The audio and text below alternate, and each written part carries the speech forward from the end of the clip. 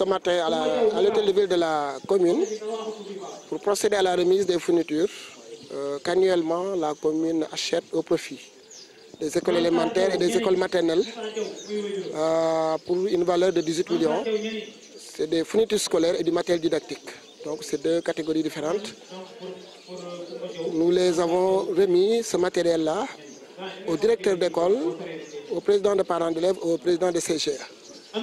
Également, nous avons associé à cette activité de distribution de fournitures la distribution de sacs, de 500 sacs d'écoliers qui nous ont été offerts aussi par la Fondation Anne-Marie Dione.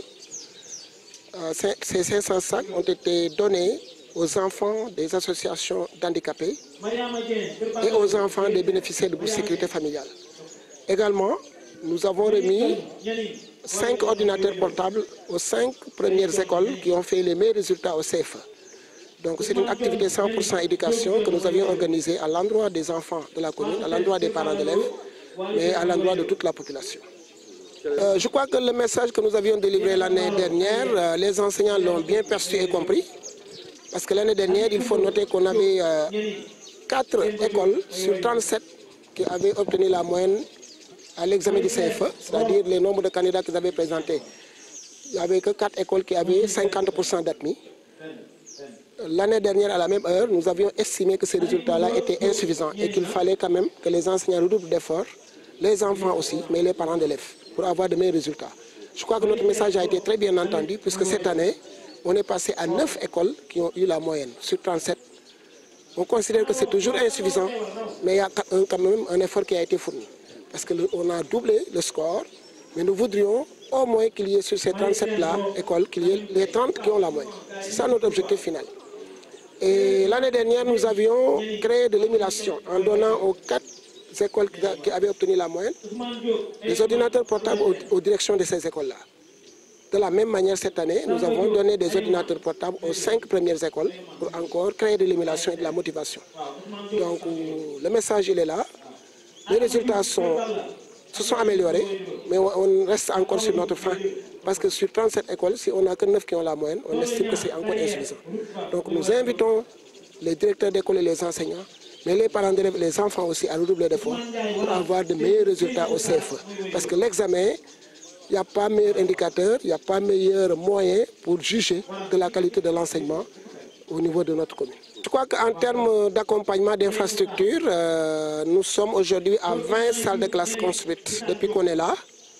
Nous avons aidé à construire des murs de clôture, à faire des toilettes. Donc du point de vue des infrastructures, beaucoup d'efforts ont été faits. Du point de vue de l'équipement aussi en table-banc, beaucoup d'efforts ont été faits.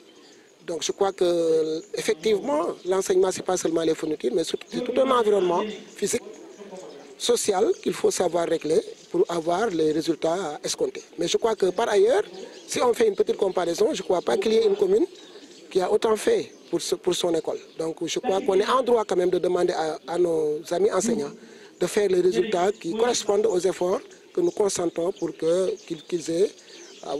donnent le meilleur d'eux-mêmes. La fondation, ça c'est un critère de la fondation. La fondation nous avait dit qu'il fallait choisir comme critère la vulnérabilité du parent ou bien de l'enfant. Je crois que quand on cherche en termes de vulnérabilité, il n'y a pas meilleure couche que les handicapés pour juger de la vulnérabilité d'une personne. Tout autre critère pourrait être subjectif, mais je crois que quand même choisir les enfants des handicapés, c'est un critère très objectif et facile à déterminer. C'est pourquoi nous l'avons mis en premier. Ensuite, les bénéficiaires de bourse de sécurité familiale. Parce que les enfants d'handicapés, ils ont été nombreux à 300. Comme il y avait 500 sacs, il y avait 200 autres sacs à donner. Et là, nous l'avons donné aux bénéficiaires de bourse de sécurité familiale. Je crois que ceux-là aussi, ils ont été choisis suivant des enquêtes objectives qui ont été faites. Et ils ont été choisis sur cette base. Donc il n'y avait pas meilleur critère que ces deux-là pour déterminer en tout cas ces bénéficiaires. Oui, je crois qu'avec autant de fournitures, je ne vois plus d'excuses pour commencer les enseignements. Donc voilà, heureusement qu'à Malicounda, on ne connaît pas des cas d'inondation. Le seul village où il y avait des inondations annuellement et qui poussait les populations à aller à l'école, c'était Mbaling.